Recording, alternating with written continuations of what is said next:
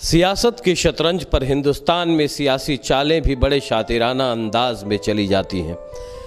चीन से लेकर कोरोना जब 30 जनवरी 2020 को बजरिए केरल देश में दाखिल होकर दिल्ली में दस्तक देने लगा तो पर्दे की आड़ से गरीबी और लाचारी बड़ी बेआबरू होकर बगले झांकने लगी। देश में 25 मार्च से लंबा लॉकडाउन घोषित हो गया। प्रधानमंत्री ने कोरोना के खिलाफ हमलावर अंदाज में जनता कर्फ्यू से लेकर ताली और थाली का बड़ा इवेंट कर डाला। प्रधानमंत्री मिट्टी के दीपकों से रोशन हिंदुस्तान में कोरोना को मस्जिद से लेकर मंदिर तक मटिया मीट करने में जुट गए। केसरिया ब्रिगेड पूरे देश में कोरोना के खिलाफ वॉरियर के तौर पर नजर आने लगी। पूरे मामले को गौर से देख रही कांग्रेस ने भी फौरन पंजा लड़ाते हुए अपने घोड़े खोल दिए और गरीबों के सियासत खुलकर खेलने लगी। कांग्रेस ने देश पर आए आर्थिक संकट को अपना औजार बनाया। कांग्रेस के पूर्व राष्ट्रीय अध्यक्ष जहां प्रेस से बात करते दिखाई दिए, वहीं आरबीआई के पूर्व गवर्नर से बातचीत में उन्होंने देश के ज़रूरतमंदों को 65,000 करोड़ रुपए की व्यवस्था पर जोर देते हुए नरेंद्र मोदी को मुश्किल में डाल दिया। आइए अब आपको लेके चलते हैं उत्तर प्रदेश, जहां सूबे के 2 सियासी दल कागजी घोड़े दौड़ाते हुए देखे जा सकते हैं। इतना ही नहीं, ये दोनों ही सियासी दल फिलहाल तेल नहीं तेल की धार देखते हुए नजर आ रहे हैं। समाजवादी पार्टी के राष्ट्रीय अध्यक्ष अखिलेश यादव की बात करें तो वो ट्वीट पर ट्वीट के गोले दाग रहे हैं और उनके पुराने मंत्रीगण और तमाम दिग्गज समाजवादी पार्टी के नेता इस दौर में देश की सेवा का कोई जज्बा दिखाने को तैयार नहीं नजर आ रहे हैं। इसी तरह मायावती के इक्के दुक्के महावतों को अगर छोड़ दें तो ग्राउंड जीरो पर उनके लोगों का कहीं कोई पता नहीं चल रहा है।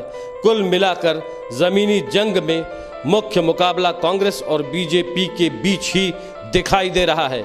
यूपी में कांग्रेस के राष्ट्रीय महासचिव और सूबे की प्रभारी प्रियंका गांधी पहले दिन से ही कांग्रेस फाइट्स कोरोना नाम के एक व्हाट्सएप ग्रुप से जुड़ी हुई हैं और लगातार उस पर सक्रिय बताई जाती है। बताते हैं कि सूबे के 75 जिले के जो जिलाध्यक्ष हैं वो प्रियंका गांधी के संपर्क में हैं। जैसे ही किसी ज़रूरतमंद का मैसेज पहुंचता है, प्रियंका गांधी खुद अपने सिपह सालारों से बात कर रही हैं। छोटी छोटी बातों पर उनकी बारीक नज़र बनी हुई है। वहीं उनके डिप्टी भी कुछ खास कम नहीं है। यानी कि हम बात कर रहे हैं यूपी के अध्यक्ष अजय कुमार लल्लू की, जिन्होंने सूबे में ही नहीं बल्कि दिल्ली में फंसे अपने क्षेत्र के लोगों तक भी मदद और इमदाद पहुंचाने में कोई कोर कसर बाकी नहीं रख छोड़ी है। प्रियंका गांधी के मसले में जहां तक छोटी छोटी बातों का मामला है तो छोटी छोटी बातों पर गौर करने पर एक तस्वीर उभर कर सामने आ रही है और ये तस्वीर आ रही है गोरखपुर से।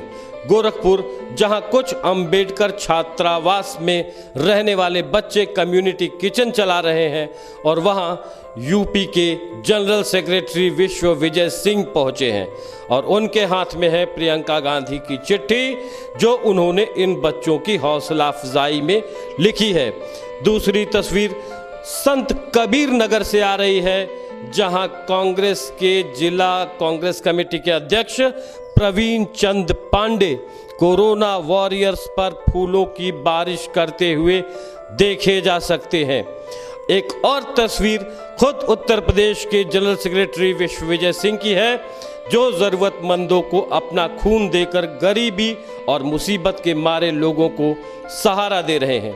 उधर आपको लिए चलते हैं गोरखपुर से सटे आजमगढ़ जनपद में। आजमगढ़ में जहां प्रियंका गांधी ने ट्रकों में भरकर चावल और आटा भेजा है, वहीं बड़े पैमाने पर इसका वितरण करने के लिए मोर्चे पर लगाए गए हैं जिला कांग्रेस कमेटी के अध्यक्ष प्रवीण कुमार सिंह। प्रवीण कुमार सिंह ने नेशनल कवरेज से बात करते हुए क्या कहा है, ये जरा आप भी सुन लीजिए। प्रियंका जी ने एक व्हाट्सएप ग्रुप बनाया है, कांग्रेस फाइट्स कोरोना ग्रुप। उसमें जानने वाली प्रत्येक समस्याओं का अगर आजमगढ़ जनपद के भी और प्रदेशों में लोग हैं उनकी भी मदद मेरे द्वारा कराई गई है। उनका इसी तरह तस्वीरें कुछ सुल्तानपुर से आ रही हैं, जहां कांग्रेस कोरोना और अपने सियासी शत्रुओं पर परास्त करने का दांव लगाते हुए दिखाई दे रही है। वहां पर कांग्रेस के राष्ट्रीय सचिव और पश्चिम बंगाल के प्रभारी बीपी सिंह अपने लोगों से कोरोना में गरीबों की मदद करने के लिए सामने आए हैं। कांग्रेस किस कदर कोरोना से लड़ाई में संजीदा है, इसके बड़े उदाहरण के लिए आपको लिए चलते हैं गुजरात के अहमदाबाद, जहां के पार्षद और अखिल भारतीय अल्पसंख्यक सेल के वाइस चेयरमैन बदरुद्दीन शेख आपकी स्क्रीन पर दिखाई दे रहे हैं। बदरुद्दीन शेख के बारे में आपको बता दें कि कोरोना पीड़ितों की मदद करने में खुद वो कोरोना के शिकार हो गए और जिंदगी और मौत की जंग में वो हार गए। राहुल गांधी समेत प्रियंका गांधी ने बदरुद्दीन शेख की मौत पर अफसोस जताया है और कहा है कि कांग्रेस कोरोना को हराने में हर कदम पर देश के साथ खड़ी है। कुल मिलाकर कह सकते हैं कि इस वक्त सियासत पर्दे के पीछे से झांक रही है और जो जंग जारी है उसे हम कह सकते हैं कि ये वॉर बिटवीन वॉरियर्स है, यानी कि सियासी संग्राम भी कहीं न कहीं करवटें लेते दिखाई दे रहा है, चूंकि इसका परिणाम कोरोना काल खत्म होने के बाद दिखाई देने वाला है।